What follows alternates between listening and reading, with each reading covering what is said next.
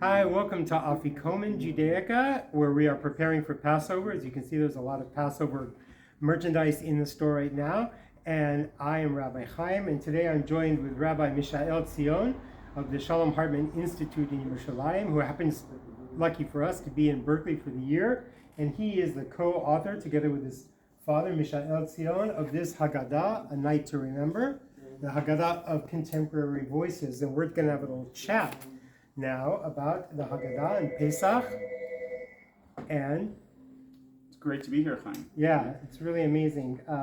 What I noticed in the style of Haggadah that your father made and that you made together with him is that it's very colorful and engaging and very accessible. Is that one of the primary goals that you have in making these? I mean, I think in so many ways we try to make the Passover Seder a special night for ourselves, for our families. We invest so much energy in the cooking and the guests, but we have to be thinking about the content as well. And there's so many opportunities in the Haggadah itself and in the Seder to have a meaningful experiences, to do storytelling, games and with the kids, but not just for kids, but also for adults, for people of all ages, to really engage in meaningful storytelling and discussions about why we're celebrating this holiday and why it's important for us. Right. That's something that we see in the store a lot, is that people often kind of like bring the level of the content down to like the youngest people attending. And what I try to encourage people is to remember that the Jewish holidays were actually given to adults and are for adults, and that when children see the adults being enthusiastic and engaged at whatever level they're at, then that's a model for the kids to get enthusiastic about as well. Yeah. And the rabbis taught us, Lefi da'ato shel ben aviv melamdo, that on Seder night we have to tell the story of the Exodus in a way that fits the understanding and the interest of the child or of the target audience. What we tried to do both in a different night and in a night to remember, and there are many good Haggadot that do this, is how do we find the relevant issues in our own contemporary lives that relate to the stories of the Exodus and to the experience of slavery, of freedom, and of telling a story for generation to generation. Right.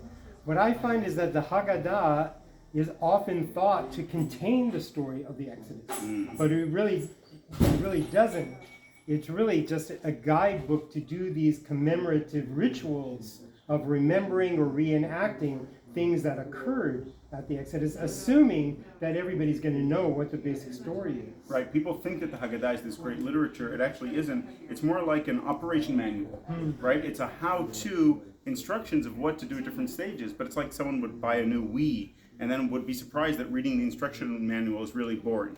The Haggadah is a great text. It's not so boring, but it's not the prayer book. It's actually an instruction manual inviting us to have discussions, play games, tell stories, and create an experience that at the end of it will feel like this story of the Exodus, it's a story that happened to me. For the story of the Exodus, you have to open the book of Shemot in the Chumash. You have to look at the book of Exodus and read the story there before the Seder, so that you come in and then you realize, oh, this is our ancient story, our origin story of our people as a nation, and we are now reenacting or living out some of the experiences that they had in the past. Yeah.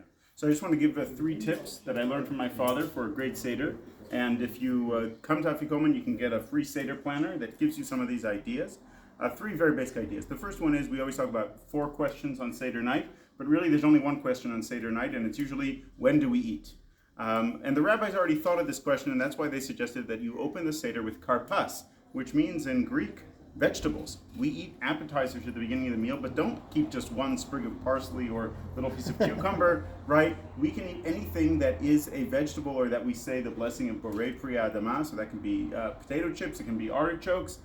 We've been eating a lot of kale here in Berkeley this year, but we were thinking of actually serving bananas and strawberries dipped in bittersweet chocolate. So you can have all kinds of great things. When people are not as hungry, they can have deeper conversations and discussions. That's tip number 1, appetizers.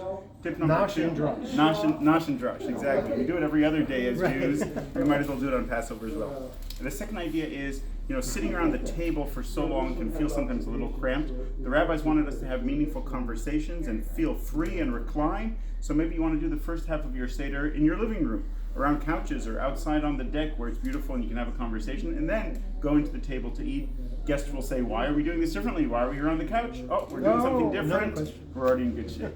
And the third tip that we always give is that just as much as we prepare with the guest list and the menu, we should also be preparing with the content. And one easy way to do that is to tell your guests, this year there's a little bit of homework. Prepare one idea, one thought, something you learned from COVID that is relevant to freedom, something from your professional work that is connected to the idea of questioning or of intergenerational storytelling, a story in your family or memorabilia in your family that is meaningful to you and that connects to the themes of Passover. When people prepare and are ready to share, they feel much more engaged and connected to the Seder. That's right. They're invested in the experience themselves. Well, that's wonderful, Mishael. Great. Thanks Thank you. so much. L'shana haba b'Yerushalayim. Amen. Shana haba b'Yerushalayim.